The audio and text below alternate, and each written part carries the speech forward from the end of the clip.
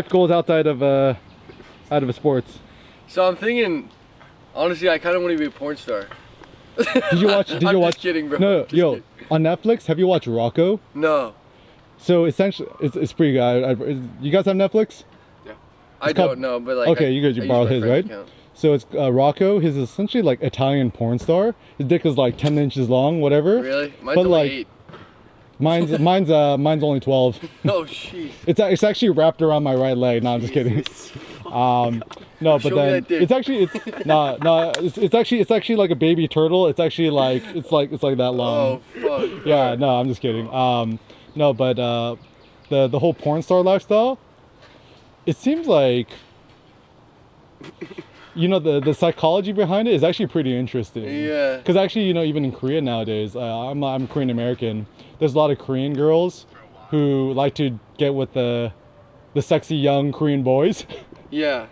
So yeah, I'm like, and then the whole thing for me, it's like, you know, growing up Asian, it's like, so, oh, you know, y'all have a small dick, you guys are weak, da-da-da. And my thought is that everyone's like low-key racist towards Asian guys. It's like, oh, y'all, yeah, like for example, I'm at the gym, right? I deadlifted 455, right? And everyone's so shocked, right? And I'm like, yo, if I was African American or Caucasian, you would not be as shocked. Yeah, True? Yeah, probably. Just to like maybe talk about that, I think it's one, bullshit, of course. Yeah. But two, it's just if you look at all professional athletes, Asian Americans are probably the least prevalent. So why do you guys think the Asian Americans are underrepresented? I just don't. I mean, for the lacrosse standpoint, there's not a lot of lacrosse in Asia. Oh. So. Wait, so what ethnicities you guys? I'm part Iranian, part Polish. A little bit of North African. Oh, right on. It's literally just mud. Oh, right on. Yo, you know actually with dogs, right? Mutts are actually healthier than purebreds. Yeah, I Really? bet. True. Purebreds Yeah, run into a lot facts. of Like problem, all the purebreds, they're all essentially incest, right? So they're all like all fucked up. Yeah. Yeah. How about you? What's your nationality? I'm white, and it's not an ethnicity. I know, but it's just like your heritage, like yeah, what, like Russian and Italian. Russian, Italian? Yeah. And Austrian. And German and Your mom's Austrian. Nigerian. Oh, Algerian too? Yeah. Oh, right on. Well, this is actually interesting because, like, you know, the whole talk right now. I mean, you guys are brown. Where did you go to students, college? Right? I went to UCLA. Okay, nice. Great school. So like, Are you just living in Providence, hanging out? so my wife teaches at Brown right now, and I'm just like self-employed, so I just walk around, do whatever I want. So I was actually on my way. How old are you? How old do you think I am? Like 26. Well, now that you said that, I think you're like 30. I'm 32. Yeah. You look good for your age, bro. Oh, thanks, man. It's the Asian genes. Yeah. No, but I was just on my way to. What's your wife's name? Like. Oh, her name's Cindy Nguyen. No. She teaches Southeast Asia, so it's actually pretty good class. And yeah, like I was Is she about. a hard grader? Well, okay, y'all Brown students, right? Don't all you guys get A's? Brown's a fake school, yeah. Does she think that too? No, I mean, I think it's like actually one thing we both believe in, which is kind of cool. Is like anti-grading, because like this is what I was actually. Have you guys watched a new MJ documentary? Yeah. Last So, do you know what's kind of sad about it? Is that, like, you know, MJ, greatest of all time. When you're watching the interview, he's like kind of like fat. He kind of looks a little sad, and I'm like, man, that's kind of depressing. Is that, like, you know, you're once like a demigod, and now you just kind of look like a sad old man. And I was like thinking the way the academia and sports is like very binary. It's either you're winner or loser, and there's too much hierarchy. But in real life, it's not like sports, right? Because, like, you know, you're playing lacrosse, right? There's a clear winner or loser, but once you're done with all that, right? In real life, there's no winners or losers. It's whatever you perceive as a winner. Yeah, exactly. And so, like, even MJ, I think he was so caught up on the competition. Like, you're a clear winner and you're a loser, but once he was not in the NBA no more, he didn't have the structure of clear winners and losers. That's why he bets so much. Yeah, his whole universe just kind of fell apart. And so, like, even like lately I've been getting to like you know, more trying to do more like bodybuilding style stuff. And, you know, like, guys are always like dick measuring contests where it's like, yo, you know, who's buffer, you buffer, whatever. But I'm like, why do you care? Because, like, that guy might be on gear, that guy might be juicing. You know, you watch bodybuilding, they're all juicing. Mm-hmm. And I think I was like pretty naive. Like, I didn't even know this, but, like, you know, even like there's probably like students who are juicing, or even like at the commercial gym, like all the dudes are like on something. And I was so shocked because I'm like, yeah, I know guys, you know, take creatine and protein powder and stuff like that, but like, I'm like, yo, dude, steroids in the left butt cheek. I was like, yo, that shit's real. Yeah. Have you guys watched Pain and Gain? Yeah, that's a good show. Yeah, that was a good one, right? Have you ever watched West Side Barbell? Oh yeah. You guys into powerlifting too?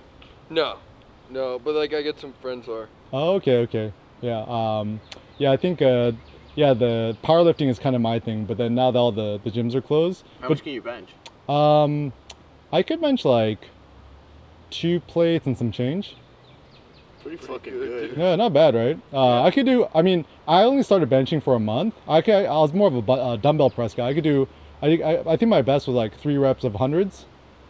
That's But good. yeah, but then yeah, my goal is five plate. I want to deadlift 500 pounds, squat 4 plates, and then bench 3 plates is my goal. Yeah. Benching 3 plates? You know, I know a guy. 15 is a lot. Yeah, well, okay, so there's a guy at the gym, right? His name is Troy. He's like buff Asian dude, right? He's like, maybe he's like 5'7" or something. Motherfucker could bench 3 plates. Really? Yeah. Tell me about you, how you're self-employed. I want to hear more about that. Okay, so essentially, you know,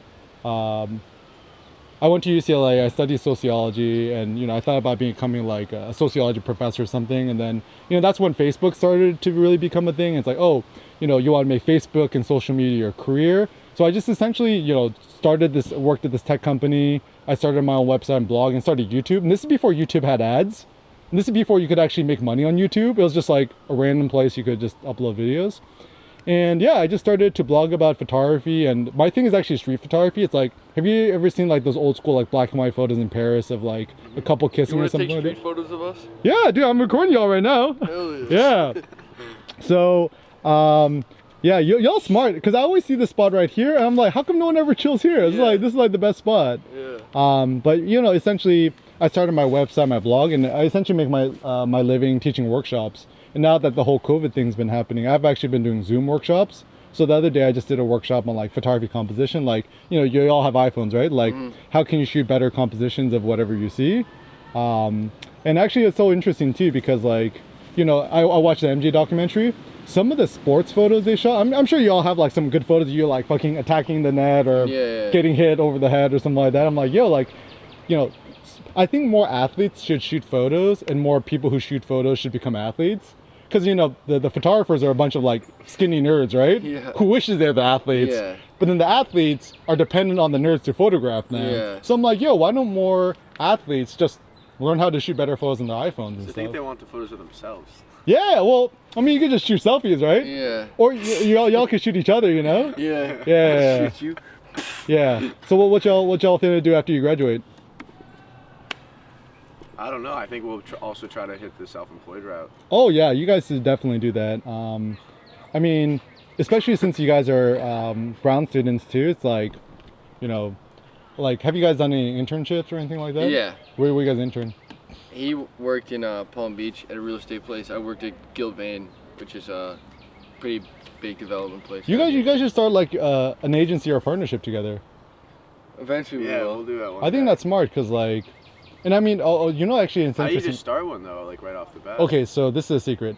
It's called a sole proprietorship, which literally means like you can start a business right now. You don't have to do nothing. This is the biggest misconception. People, oh, you got to file. No, essentially when you're doing your taxes, instead of just filing as single, you file as something called sole proprietorship, which means sole, like solo, proprietorship, like you're the sole owner. And essentially it's cool because anything you do, you can essentially expense anything you do. That's what Jesse So wants let's to say, do. you buy a laptop, right? You could expense that. Yeah. So I think entrepreneurship is like the smartest thing you do. And then essentially then it's just like, how are you going to make money?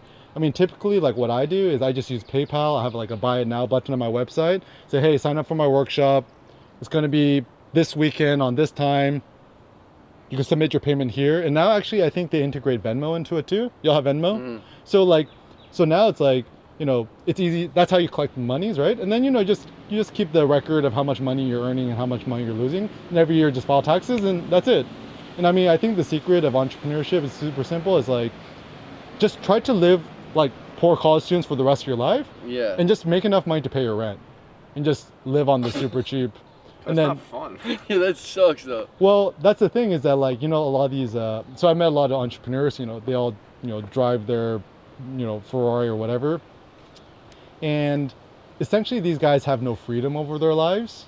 They have to work like 15-hour days,